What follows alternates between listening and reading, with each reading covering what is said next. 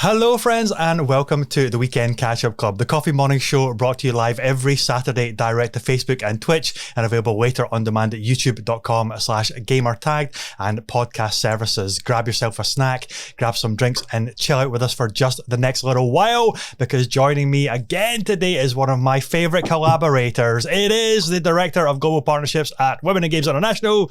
Jenn Mack is in the house. Hello. Hello, Jenn, hello. How the heck are you, considering it? What time is it over there? Just to scare the crap out of our viewers. It's 5 a.m. Wow. Yeah, that's how much I love you. Oh, thank you so much. I can't believe you're that mental to not go for a pre-recorded option. You're like, fuck it, let's do it live. Yeah, 5 a.m. Yeah. Well, in a couple of weeks, I'm going to be doing a keynote speaking and panel over at GES 2021, which is taking place in Busan, South Korea. So, wow. I mean, time zones are like whatever at this point. I'm just like, I'm here. I'll show up whenever. And I during the pre-roll, I was getting a little bit concerned at the rate in which you're guzzling your iced coffee. I thought, shit, this is really, really early for Jenn. Damn. Yeah. Before I did this, I was, doing I was a department manager.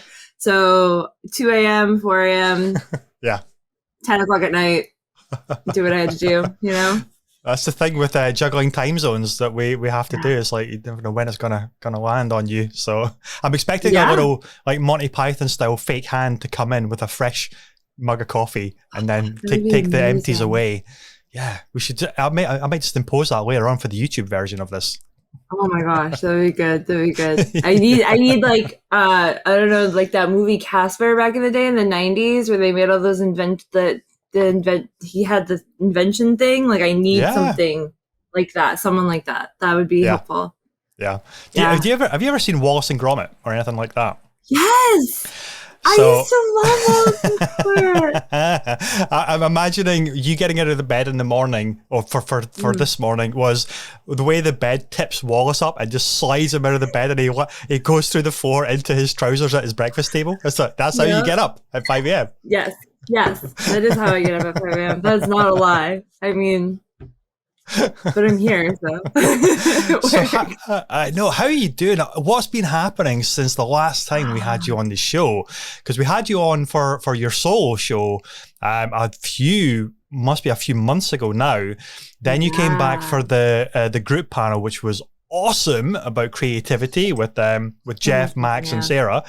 And God, how long has it been now that we've finally got you back for another solo show? I feel like it hasn't been that long, but at the same time, I feel like so much has happened, especially in the industry and in the past few months and over at Women in Games International, that like, it just feels like it's been a long time. But yeah, it's definitely been, was it May that I was first on the show? I think it was, I actually thought it was earlier than that, but maybe it was around maybe April? Time. Could be. It could have been April. Yeah, because so much has happened. It all blends together now. I know, it really does. And we're on episode 53 of this show now, which is insane. I've had 50 people that want to actually talk to me on a weekly basis. It's like, it's like what the hell? You are amazing to talk to, Ross. Come on, it's so much fun to hang out here. So tell me what's been going on at Wiggy and Games International, because last time you were on the cusp of launching your kind of podcast series as well, which I need to know all about that. And of course, what else has been going on?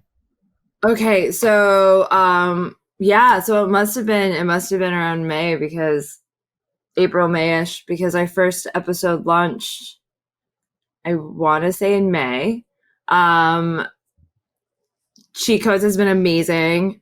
Women in Games International has been kind of just rolling out content after program after content. The past few months, we've been trying really, really hard to create the actionable resource for the industry.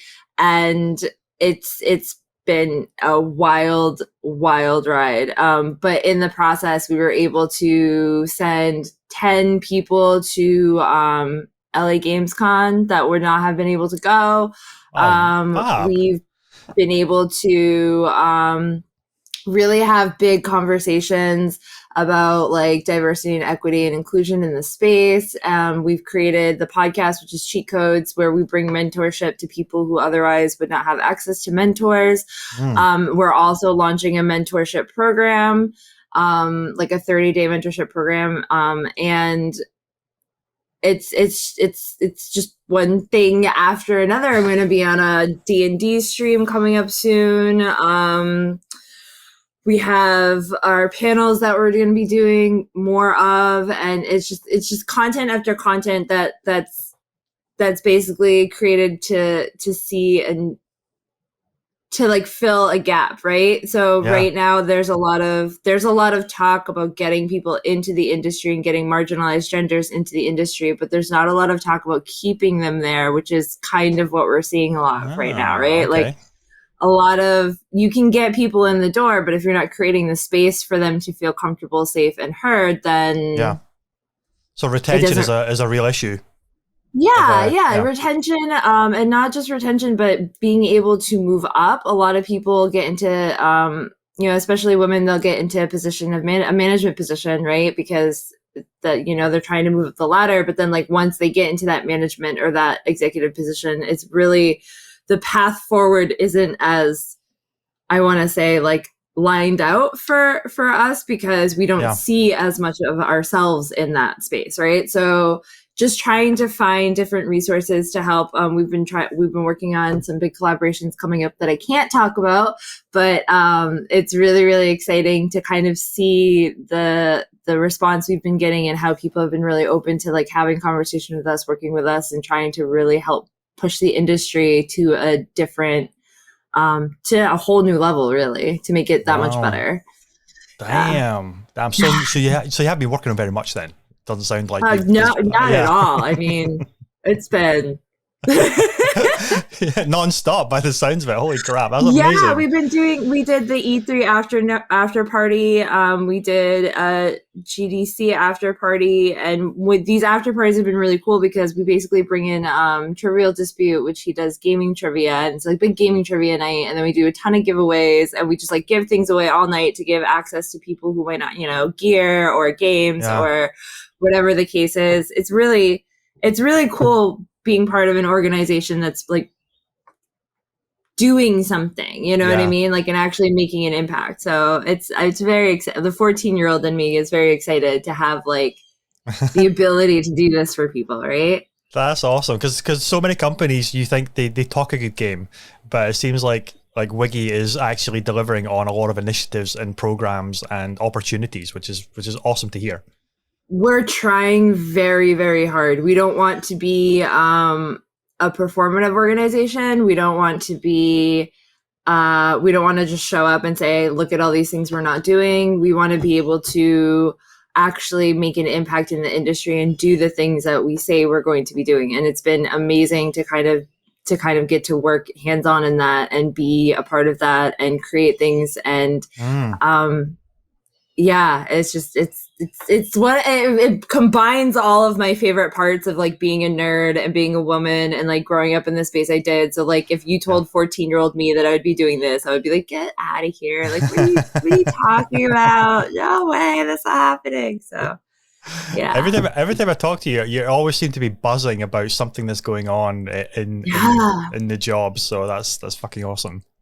Well, yeah, I mean, I don't know if it's like my ADHD brain that I'm constantly, okay, like, let's do this and let's do that. And like, but I think that in order to create real change, you have to be kind of moving with the times and kind of adapting to like what's going on and how to shift and like, okay, so what's the next thing? What's the next thing? What's the next thing? Yeah. And so it's just it's an ever going process, I guess. Yeah. So how hard is it then to want to continually like experiment with new initiatives and new opportunities and programs, but not forget about and like the ones that maybe you first started, to keep supporting them and not let them kind of go unsupported, to then want to keep on doing like more stuff and different stuff? because it can quite easily be a situation where we're now onto this thing, but we're not supporting this other thing which we just started or had been going for a little while, but we want to keeping doing like loads of more programs, but you forget about supporting the things that were maybe at the beginning. That is a struggle. I think a lot of, and that's just not an organizational struggle. I think that's a content creator struggle too, right? Like we're constantly like, okay, like, it's boring. I want to do this now. Yeah. But one of the things that I'm really lucky to have a great team at Wiki, but just in general, we try to create systems and cadence for the things that we're doing so that they, and try to, we try not to push ourselves too much. Like cheat codes, a lot of podcasts are weekly, right? Or bi-weekly or whatever the thing is, because we're doing so much and because we don't want to overwhelm anybody.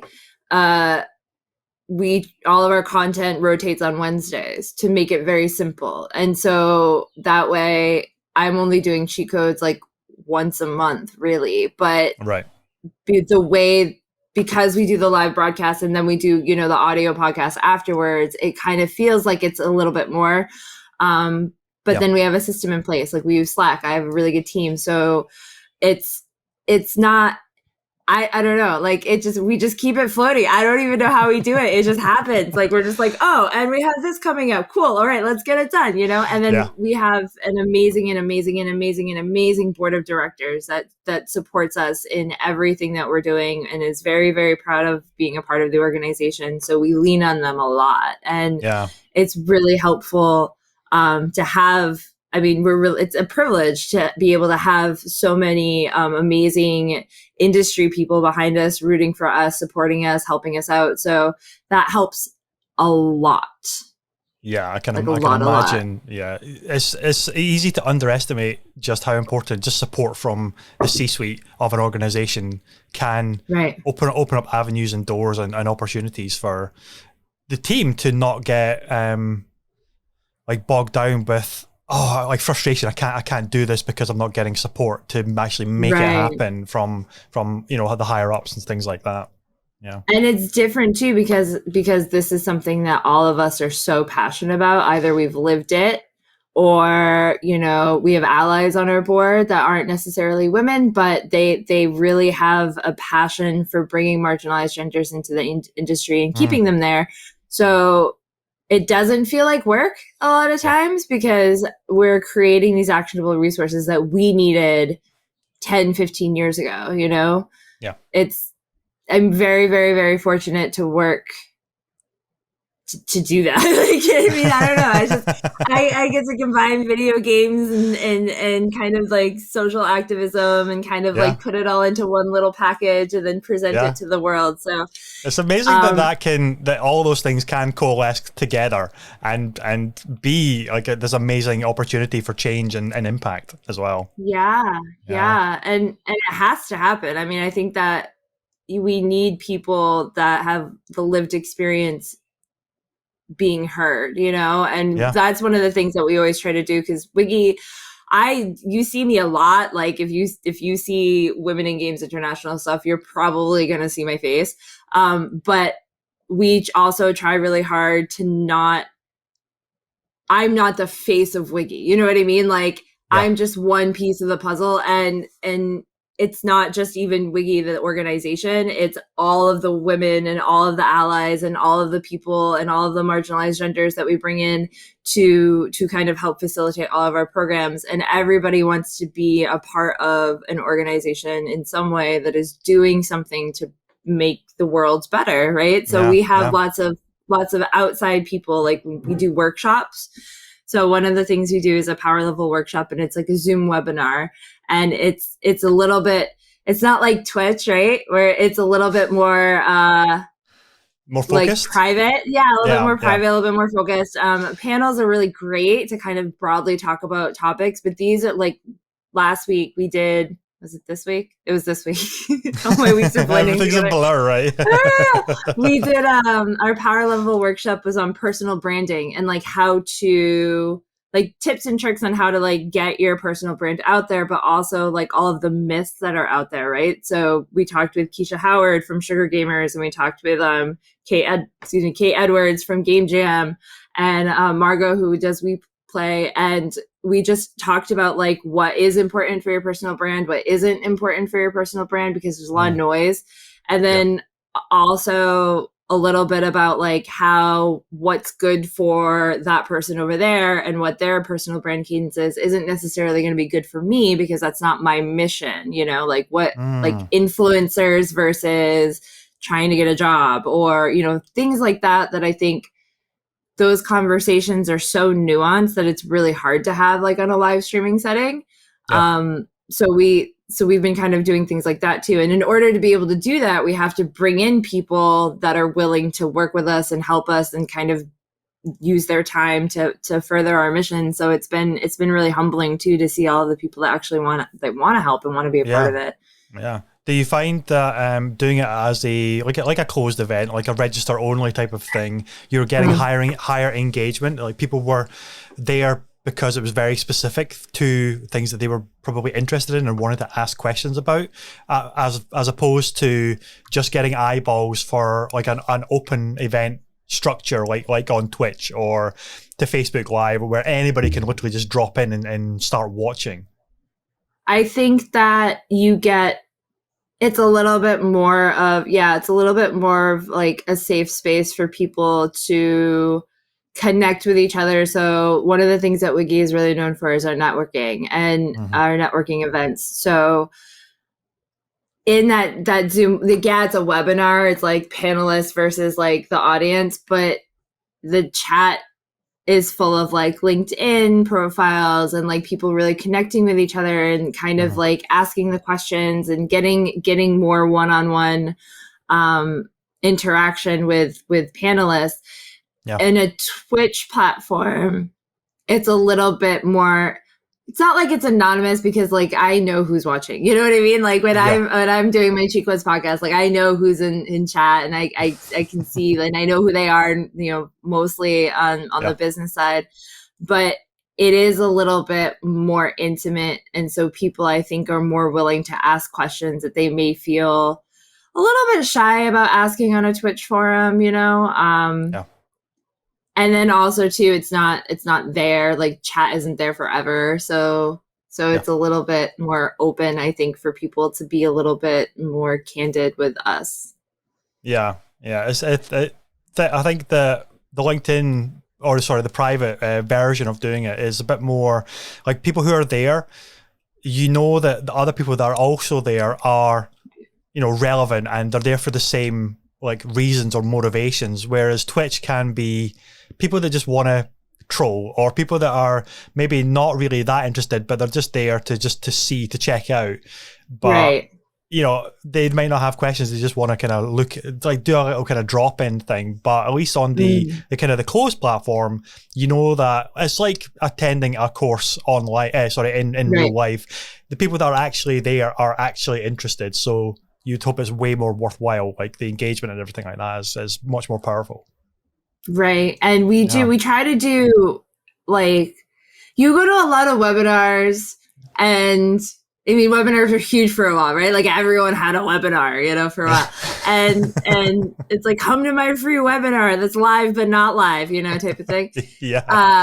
But we really try hard to, in every content we do, even on live stream platforms, we really try hard to give people an actual resource that they can take with them to use, like right there, right? So a lot of times there's a lot of fluff, and we try to not have a lot of fluff. Like we try really hard. So one of the workshops we did, which I thought was amazing, was we actually had recruiters from the industry come in and talk to people about like what not to put on their resume, what doesn't work, how to get past the computer algorithm, how to get your resume to a person, you know, how 80% of jobs in the gaming industry are actually unadvertised, like little things like this that like you wouldn't normally see. Like they're not gonna, you know. It's cool. Do you think that like webinars typically are quite an outdated format, especially in like B2B presentations and that world where you normally go to a webinar and there's like we're going to talk through 100 slides, and you just kind of, it's very passive rather than the workshop structure of actually getting the attendees to participate properly in some kind of worthwhile engagement conversation, rather than them just attending to sit back and be talked at, and it's that kind of thing. Yeah, I think that it goes through cycles, right? Like, I remember when I started just first getting into the space and trying to get into the industry and kind of really like attending anything I could find. There's two types. You're right. There's two types of webinars. There's the webinars where people just talk at you because they just have something to say, or they're trying to sell you something, right? Yeah. Especially those ones where you're like, oh, learn how to like leverage your Instagram. And you're like, okay. And it's like, attend this live webinar that's going to happen in these 5-minute increment time slots. And like, you're like, oh, this is a pre-recording and this is okay. I got it. You have those, and then they go through a billion slides. And I don't think that people come out of those type of situations with actionable items or resources. It kind of just feels like you said, like you're being talked at for an hour or whatever. And so it's not, and then it's like you get to a point where you're just waiting for their spiel, right? You're just like, okay, like just what's the next thing that you're trying to sell me? But I think that when it comes to the gaming industry and LinkedIn specifically, in the webinars that I've been seeing on there, they're a little bit more workshop-y. And I think that having that, like, because when I moderate something, I get this all the time, whether it's cheat codes, whether it's a webinar, whatever we're doing, people will be like, okay, do you have a list of questions for me? And I'm like, no, like this is the topic, and then we're going to go from there, and like, we're going to see what happens. And so I think those type of structures allow you to have more nuanced conversations. And I think that one of the biggest problems in the space right now when it comes to any type of content is that, when we talk about DEI or diversity, equity, and inclusion, like, what are we talking? Like, what does that mean? Right? Like, so we talk about what that means, but then we also talk about, here's a way, like we had a panel recently with, Renee Gittins from IDGAF, and she talked about like managing up, right? And so managing up is like when you're a person at a job and your manager is probably not handling a situation really well. And then how do you plant that seed in them so that it's their idea, so that the situation gets handled properly without having to have that conflict, right? So we want to make sure in every webinar we have an actionable resource. And I think that trend is starting to pick up a little bit more when I look at webinars that are happening like on LinkedIn. When it comes to the gaming industry, there's or Clubhouse is another one where people are doing more things like that. And a little bit less being talked at, which I think is kind of the cycle of everything, right? Like even like live streaming, like there's like bandwagon things that happen, and then like all those people drop off, and then like the people making the real valuable content kind of stick around. Yeah.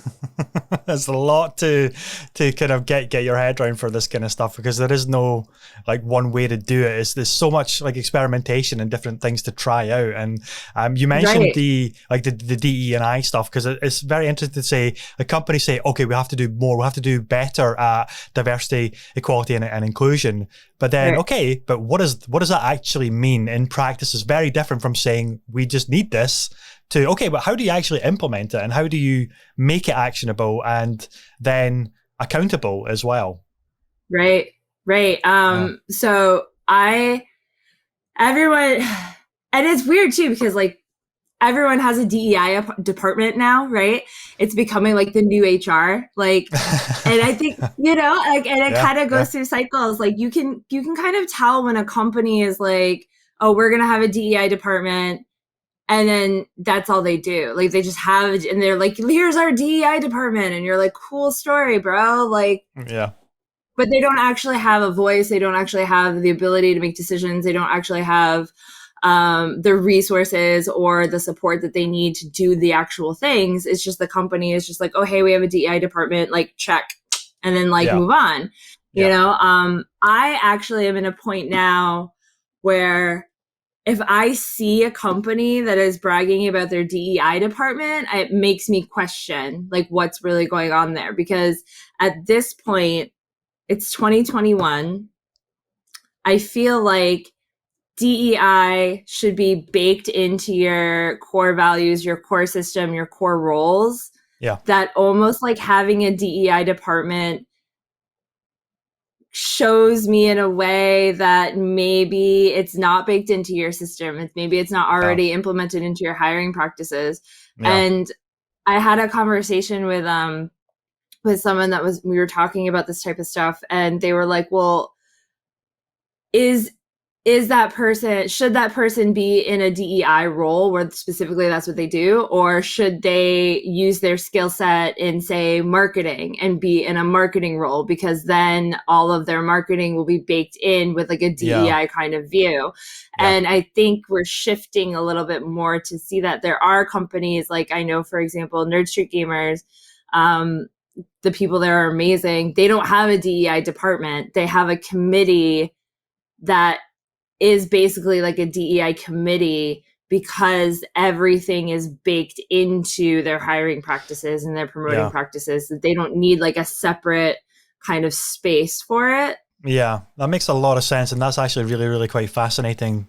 It's like, yeah, if you need a dedicated department, is it like tacked on? Is it separate from everything else, rather than in its bones from the grassroots level to every touch point of a company, every level, every like piece of whatever makes up the company is it's just ingrained at every level, at every opportunity. So yeah, that's really, really fascinating, because it should just be always factored into everything, from every side of the marketing, every side of process, every side of like hiring, like the way you engage with your colleagues. It should just be ingrained into every facet of it. But too many companies say, okay, shit, now we need a department to handle this stuff. Yeah, like it's PR damage control or something like that. You know, it's not the same at all. and it's really easy to take a branch of HR and go, okay, you're DEI now, and then what does that mean? And so we're, with everything, and not to get into too much detail about everything that's happening right now, we're seeing this type of like, you know, this continual kind of repeat of like, okay, this happened, now people know about it, all right, cool, what are we gonna do? Oh, let's make like this department, or let's do this, or let's fix it, let's, you know, instead of looking at the industry as a whole, like what has been happening in the industry as a whole, and then how can we create safer, better culture and environments in these spaces where we're not doing damage control, we're actually like fixing the problem. Yeah, it's getting out, it's making sure that there's not a problem to begin with, and that's the problem that a lot of companies are facing at the moment. Is like it's been going on for so long. So interesting, yeah. Yeah, it's like, how do we completely change everything with?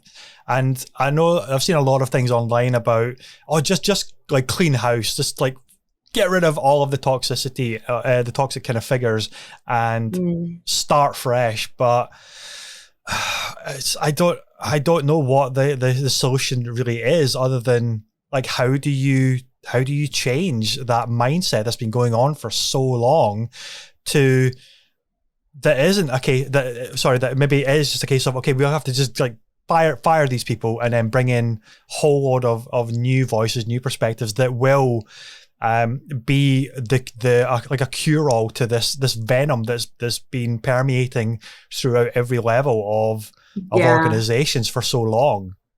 Yeah, I think it's hard to, because it's really easy to point fingers and be like, oh, they're doing that, that's what they're doing, that's happening over there. When in reality, it's a societal problem, like patriarchal white supremacy. It's a societal problem. And so how exactly, like, what do we do? And I think that at certain levels, that does need to happen, because if you're in a position where you're in charge of an organization, or you're supposed to be the leader, the safe space, or what the example, I think that comes with, like, when I was managing a department, like, I was the person, right? It was my responsibility. My department was my responsibility. My employees were my responsibility. And so I don't know if that's just like my work ethic growing up, but if something happens within that department, I would be that was my fault. How do I fix it? What do I do? And I think that what we don't have is we don't have a really good vetting system for who we put in leadership positions to begin with over the past few decades. I think that, I mean, if you look at any, even if you look at any retail job, right? Just look at the basic level retail job. Lots of management in retail is very toxic because they are where they are because they were good at the production side, or they were good at that like a certain piece of it, but they never got the people or the management skills or the leadership skills to jump into that management position. And I think that's just happened so often, especially when we look at stats of, like, most people get jobs based on who they know, right? 70% of it is who you know. That's why networking is so important. Sure. And right. So when we take that piece into it, it's like, well, it kind of makes sense that we're here because you have a bunch of people that know a bunch of people that were like, oh, that's my friend over there. I'm going to bring him in, or I'm going to bring them in, or I'm going to bring her in. And then that's it, like. So I think that at certain levels, there just needs to clean the slate, because if you haven't figured it out by now, I don't really know. And you're in that type of position, like, I don't know what to tell you, like, I mean, but at this, on the other side of the coin, I do think there's room for, to really examine who we look at as leaders and who we look at in positions of power and as examples, and then what standards are we holding them to before something happens, right? Like you said, how are we vetting our leadership? It's like, how are we vetting the people that we look up to and the people that we're following, And even when it comes to celebrities, like how we put people on such a pedestal because of the job that they do or the position that they're in, without, and that dehumanizes them in a way. So then when things happen, when they're flawed, it becomes like you're a flawed person. Like, what is that? But in reality, like, we put them on a pedestal because of the job that they do. And that's kind of a weird societal thing that I think that we need to examine as well. Yeah. Well, that's also, they're a lot of times portraying a certain image as well, this like successful image. And if that veil falls down when you actually see it's like, okay, oh shit, they are actually fallible, but it's not a case of, oh yeah, they are just like human, they are just like me and you. But it's the opposite, where it goes straight to like this cancel culture as well. It's like, okay, they made a mistake, but there's no need to say they should now be strung up and quartered for doing something like stupid or a mistake or something like that. It's like, yeah, people are fallible, and we just need to understand that. But that, you raised a really interesting point there about the workers that can be maybe fantastic at the production side and then elevate to the C-suite level, but they're just not good managers. And for me, I think that's quite fascinating, because I've had truly awful managers in the past. I've had truly wonderful managers in the past, and the managers that I would ride or die for are the ones that are people first. 100%, always people first. They will do whatever they can to support you, to work out a problem, and to help you overcome some kind of challenge.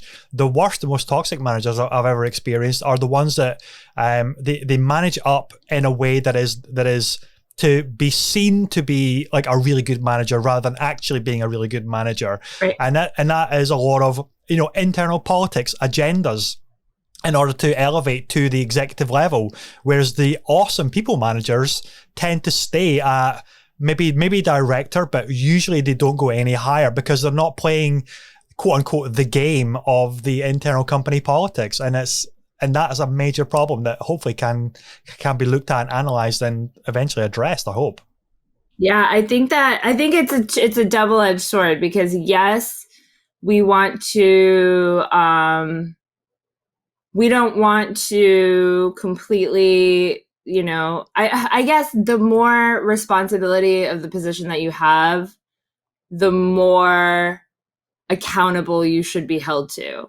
So if I had someone underneath, like, I don't want like underneath me, but like if I had someone on my team that I felt wasn't living up to what I would expect out of them, not just as a worker, but just as a human being in general. Sure. Like if they, I've worked, I had autistic employees, and a lot of times I would have to fight for my autistic employees and be like, well, I don't care if they're not making eye contact with that customer. They're doing literally everything they need to do. The eye contact piece is just something that's not, or like I know that they're consistently going to be 15 minutes late because of their time dysphoria. So therefore, everybody else can just count on them being 15 minutes late, and it's not a big deal. We can add that accessibility piece into what we do, but.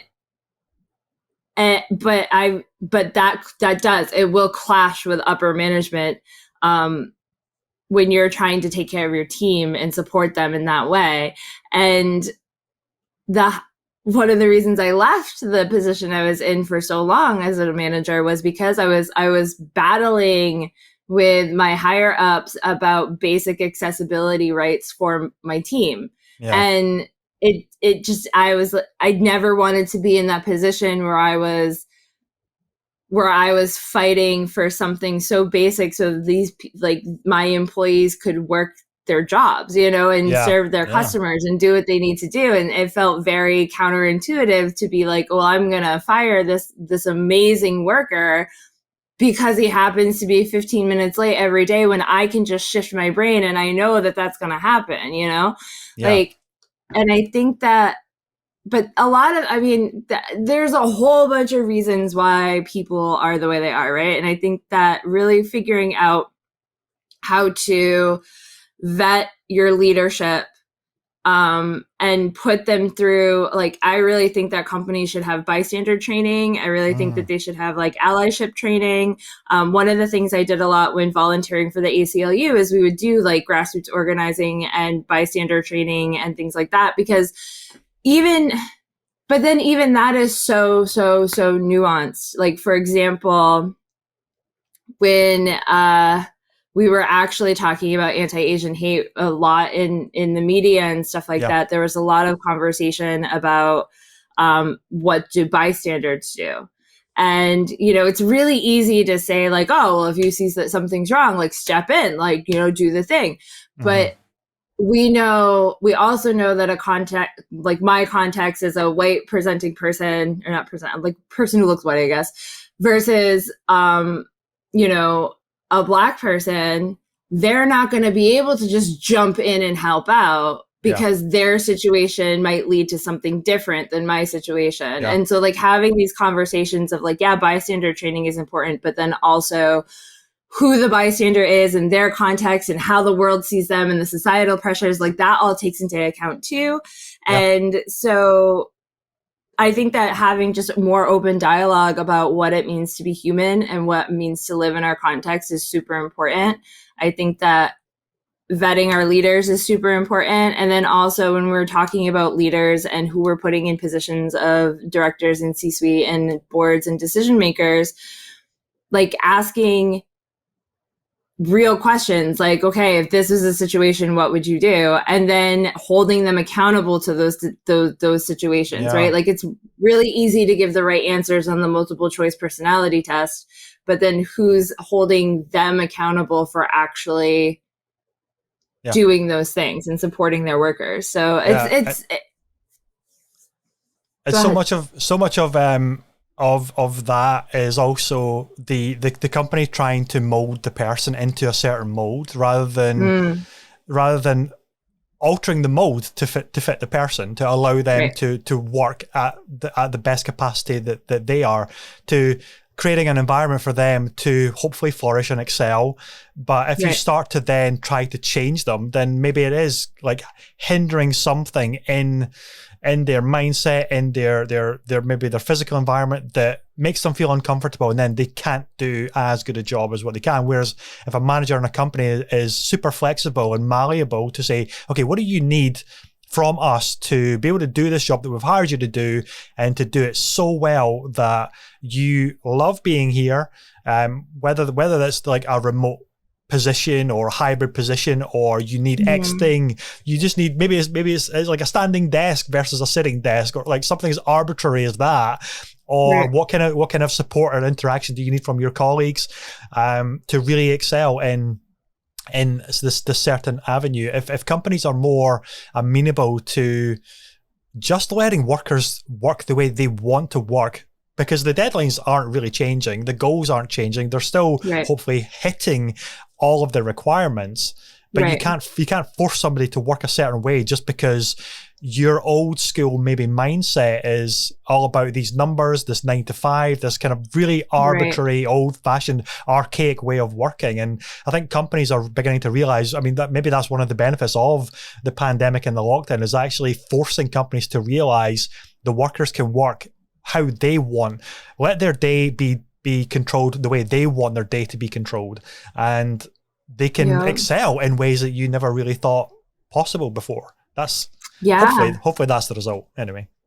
Right, like being more comfortable in your environment, no matter what the environment is always key. I think that, certain people are too comfortable to the point where we run into issues, right? And there needs to be a little bit of a professionalism that happens. And that's kind of what we're seeing right now. But I think that, like with the panorama that's been going on and like all of these things and people having to shift, it's interesting to me how much people are trying so hard to like go back to normal, now and seeing the problems that that's actually causing, and how much people blame, I've run into situations where I've seen people being like, oh, well, it's because remote working. That's why. It's like we're not communicating because you're at home.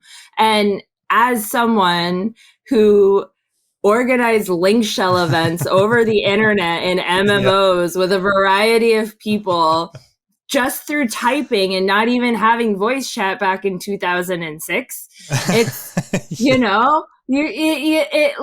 it's, if we could do it, if we could get 30 people in one area to organize enough to fight one monster where we all had specific roles and all knew what our roles were and all knew like the rules and all knew like, do you know what I'm saying? Like, and that's one of the cool things I think that this whole lockdown situation, it's really shown the difference between people who are gamers and tech savvy and able to adapt and kind of be in that leadership position remotely with people versus people who rely on other skills like physical communication or whatever to be able to get the job done. Like it's just, there's been a very big like gap in skill set between the online people like us, right? And then like other people who don't know how to handle that world.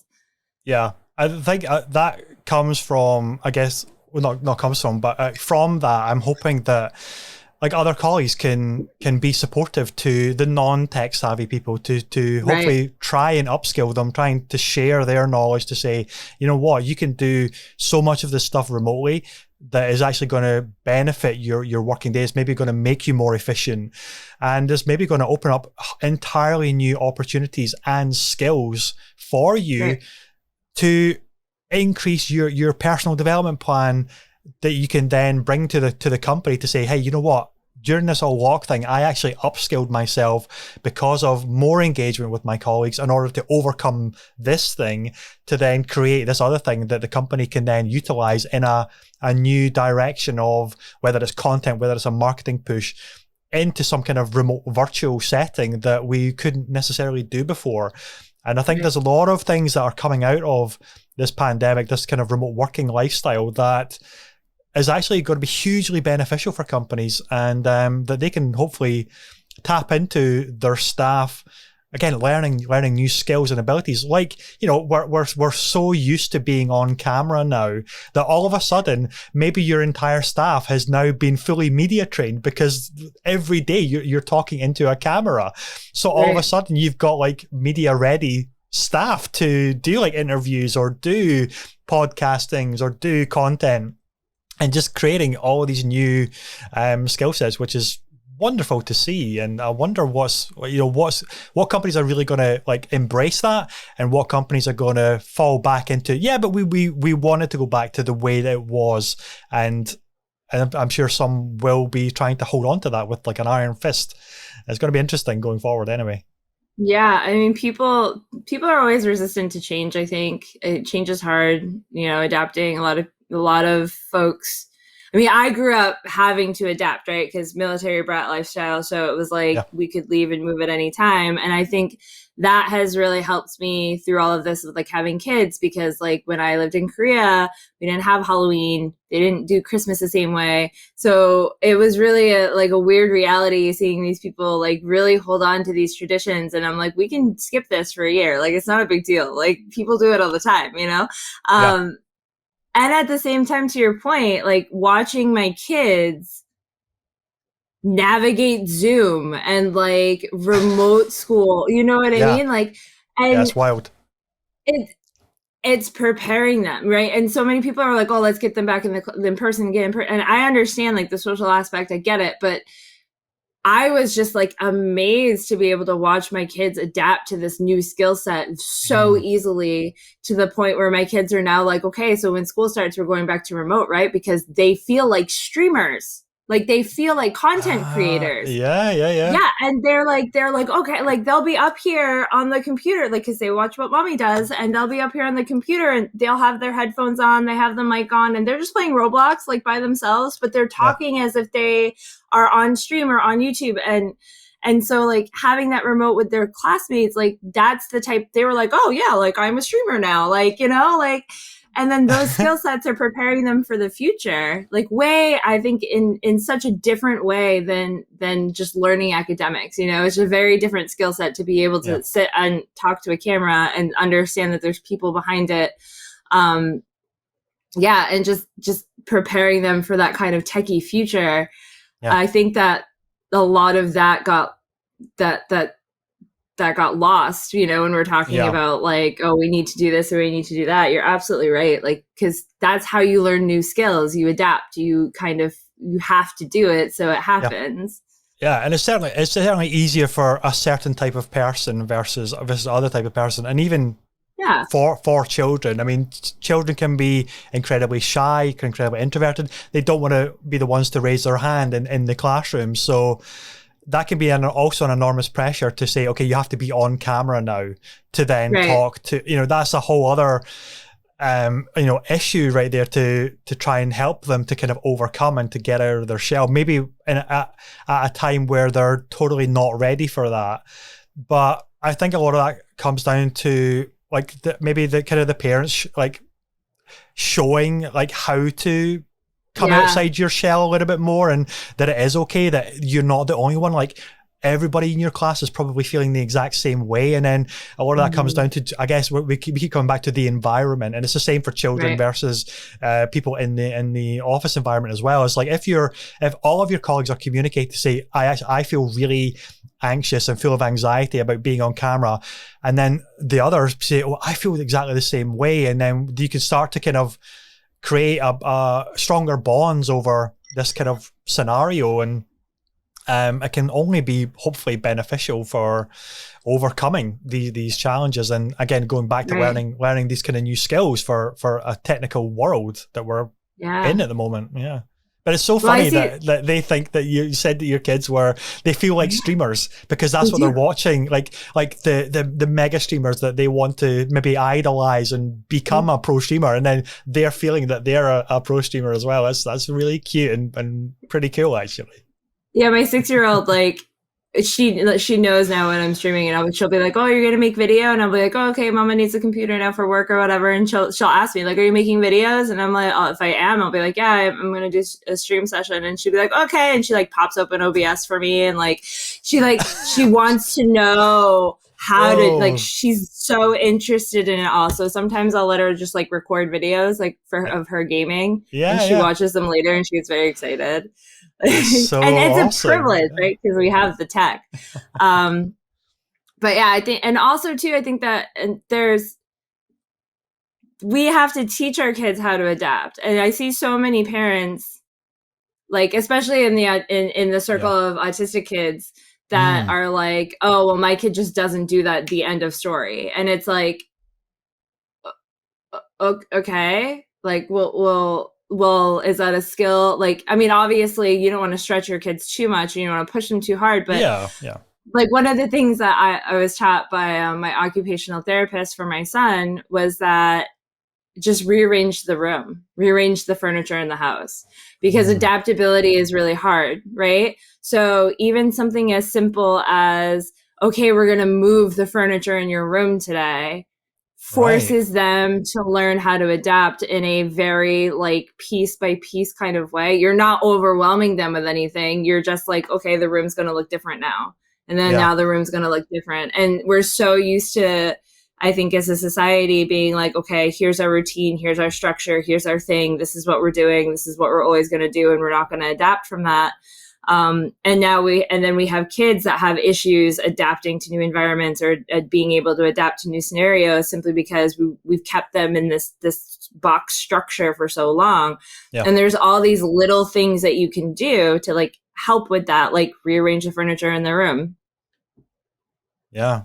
That's so interesting, because it's for us, it's probably quite a minor thing. It's just, I fancy a change. We'll just kind of like reorder stuff like that. But it could be this monumental thing for a child to say, what happened to my world that I knew that was completely safe in, and everything is everything feels totally different, like completely out of whack. And it's like that's a really interesting lesson to help them adapt to something totally different. Yeah, I was really fortunate to have really good therapists that were really helpful with, they weren't just, there's two type of ways of therapy when it comes to autistic kids, I find.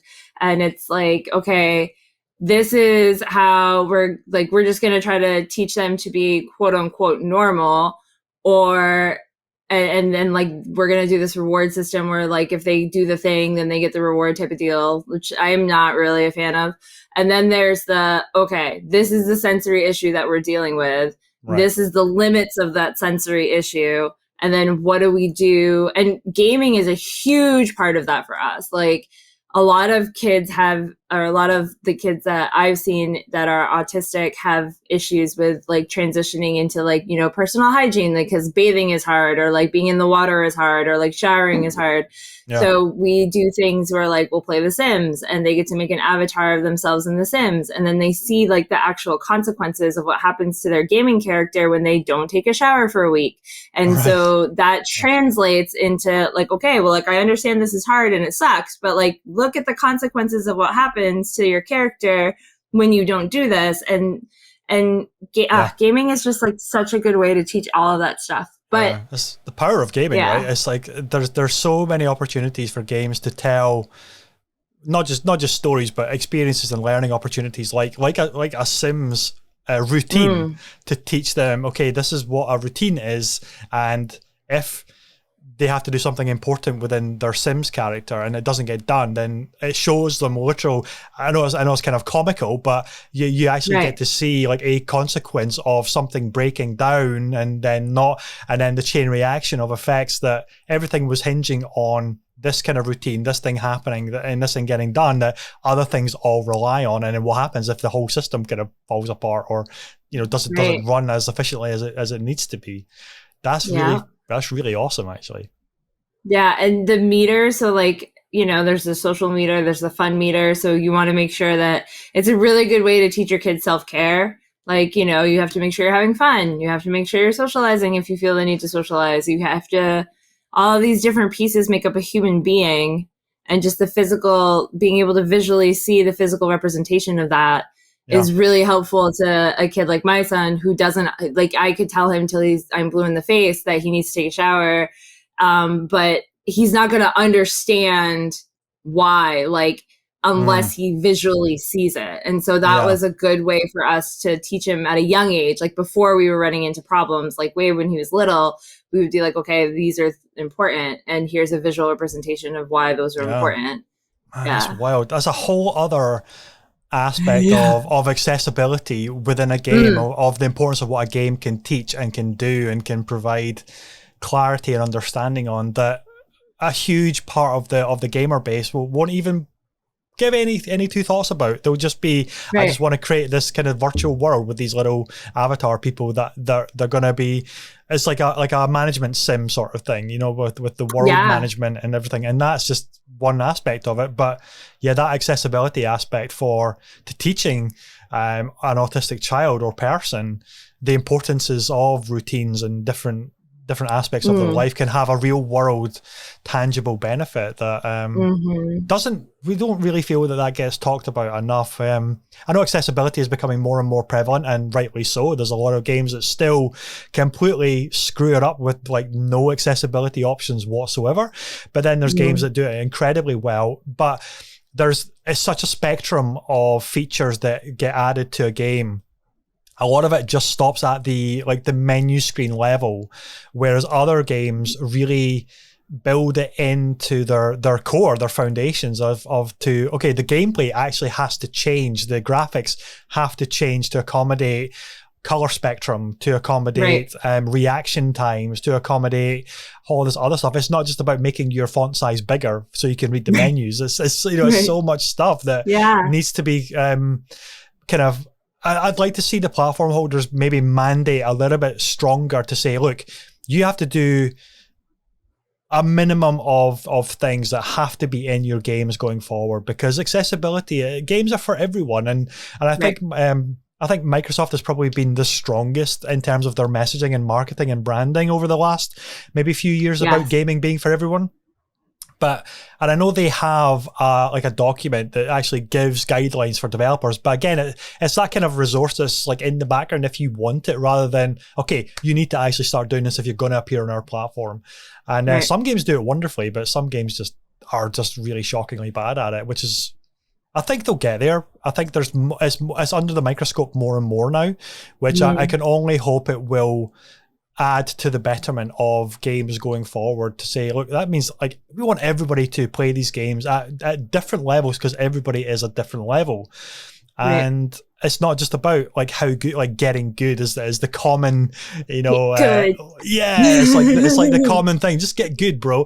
It's not about that. It's about, I can't physically turn a thumbstick to turn the camera and move my character because of a physical condition or something like that. There's a whole, what was it? I think it was Uncharted 4 did it originally, where they just have the option to say your right thumbstick is fully automatic. So if you press forward on the left thumbstick, the camera just follows the character regardless of whatever you're doing with the right thumbstick, because you couldn't actually use the right thumbstick. So something like that completely changes the controls. And I know there's probably a subset of people to say, yeah, but you're making it easier for people. Well, who the fuck cares if it's easier for people? Does it change? Does it change your enjoyment? No, you can play it with all the modifiers ramped up to insane difficulty if you wanted to, but this demographic can now actually play and enjoy your game, and they're going to have a story to tell about it, and they're going to have a smile that is worth way more than a dollar value, necessarily. Yeah. That's hopefully we see more of that stuff. Well, and that kind of leads into the conversation of like the Olympics, right? Because there's big talk about, I saw a tweet the other day and it was so just obtuse, but like it was like something along the lines of esports needs the Olympics more than the Olympics needs esports. And I thought that was such a disconnect of what esports is and could potentially be, because just esports and gaming is all about that. It's about accessibility. It's about being able to not have to be the star athlete to be able to be an athlete type of thing. And so this conversation that's leaning more towards like, does esports belong in the Olympics, is kind of scary, because then we're talking about, that separation of accessibility and that elitism, that I think that the whole point that we created esports to begin with was to step away from that type of conversation and to kind of bring it into more an accessibility kind of space. Well, totally. Because I mean, the Olympics there is separation between able-bodied and disabled. Disabled. You've got the Paralympics, which is an entirely separate event, which is largely forgotten about. It's largely never really. It doesn't have the media hype around the main Olympics. It never does. This year is the first year that they're getting equal pay too. Yeah, and that's wild that it's taken so long, right? Yeah. Right? Yeah. Just it's and so those and I think that's the thing, is there's so much within the Olympics that, like, I mean, it's great. Like, I love watching like all the gymnastics and the everything, but those are all conversations. Like, accessibility is a societal wide conversation we need to be having. And the Olympics is not exempt from that. But I think that the gaming piece of it is just so wild to me, because I'm kind of like, that's not why we're here. Yeah, exactly. Yeah. So why we do this? We do this so that because gaming is for everybody, whether it's tabletop, whether it's video games, whether it's esports. Like, it should be. It's not just like one demographic. It should be accessible to everybody, whether that's through, gear. Like, people should be able to have access to gear. People should be able to access to like infrastructure, right? The internet, like things like that. Yeah. All of these things are pieces that need to kind of be thought out before we start talking about bringing esports to the Olympics. 100%. And that's why myself and my friends and the other kind of people at Gamertag are such advocates of companies like Special Effect. That's where we do our charity work with them, because they are a company that goes out, well, obviously not now necessarily because of the pandemic and everything, but they would assess a person's ability to like, what's their environment like, in order to create a controller or a setup to allow them to just enjoy video games. And so many people, so many wonderful stories from that company are these amazing success stories. It's like, now they can play football again with their friends, or a father can now play a game with his physically challenged son, and they could play Mario Kart together for the first time maybe ever. And it's these amazing stories that are so invaluable, and that's the stuff that we should be focusing on. Because these are the accessibility stories, which are so powerful and so rewarding, and it just means gaming is for everybody. It doesn't matter if, like, what level you are, what ability you are. If you can play the game and you can get enjoyment from it, that's all that matters. And then you can play online with your friends, hopefully, as well. And then you're it comes back to that inclusion story. It's like, you're now included. You're not sidelined because of X thing was preventing you. And the more we can get to that, I think these kind of stories and these initiatives are just wonderful to see and to champion.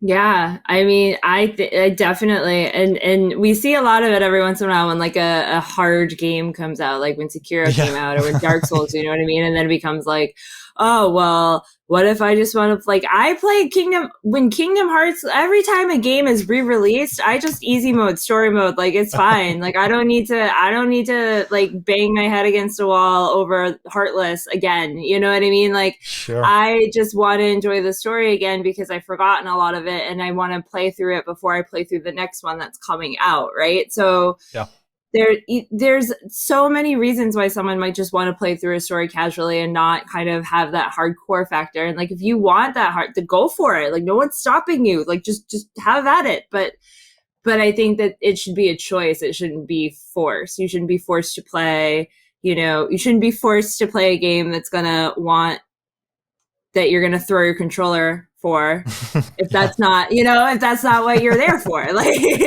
I mean, I just want to play the story sometimes. Like, do I like having challenges? Sure. But like, maybe that's not what I want to do today. 100%. I mean, it depends on the game as well. I mean, I understand like the Dark Souls and the Sekiro, they've built a reputation on just being hard. That's their brand.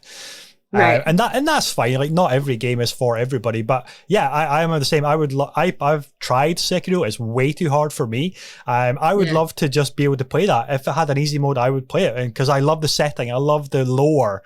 It's just so kind of captivating to me. But I would never be able to play it because it's just brutally hard. And but again, that's fine. I can go off and play something else. But yeah, there is that side of it to say, well, I would have loved to be able to do that, but I understand it's not part of that company's brand for their style of game. But there is the argument to say, yeah, but you could have allowed players to experience a different side of these amazing games, whether it is like the tourist mode to just wander the environments and appreciate the art and the weirdness of these of the like the level design and the universe that they create. There's, you know, that's valuable. That's a valuable argument as well. But I you know, that's like fine. They're holding hard and fast to their, no, our games are hard, deal with it sort of thing, and that's the kind of the bottom line. That's fine, I guess, but you know. But it's not like half of them didn't hide behind that rock and do that glitch to beat. You know what I'm saying? Like, oh, they cheese the bosses, definitely. They totally cheese the bosses, and it's like, okay, like I love Sekiro, I love Dark Souls, I love the franchise, like I love all of it. Like I've played Dark Souls way too many times. I've accidentally killed Solaire way too many times, but my point is like it should be about choice, and it should be about accessibility to a certain point. Like, yeah, I totally get that that's their brand, and I understand that. But at the same time, I know that they glitch those bosses like no tomorrow. Yeah. Because I've been in the meta and I know they're not fighting that thing the way they're supposed to be fighting it. They're hiding behind that rock because they know it won't come past that distance and they can just ping it from all the way back here. So 100%. I've done it. I've tried to do it, but I still suck terribly, so I haven't been able to. You gotta, especially as a new parent, it's hard. Yeah. You have the brain worms at that point. You're just like, I have too many things in my brain. I don't, you know. I know. So tell me about cheat codes. When's the next one, and who is going to be on it? So, this next one, you're going to actually really like this next one. This next one, I've been trying, because of all the content we've been doing and getting in there, I've been trying to pre-record some of the sessions coming up just so that we have time to do all the other things we want to do. So this next episode is going to be on the third Wednesday of the month, which is the 18th, on our Twitch channel. And I am talking to Dr. Jenn Noble. Dr. Jenn Noble is a psychiatrist who specializes in mixed context.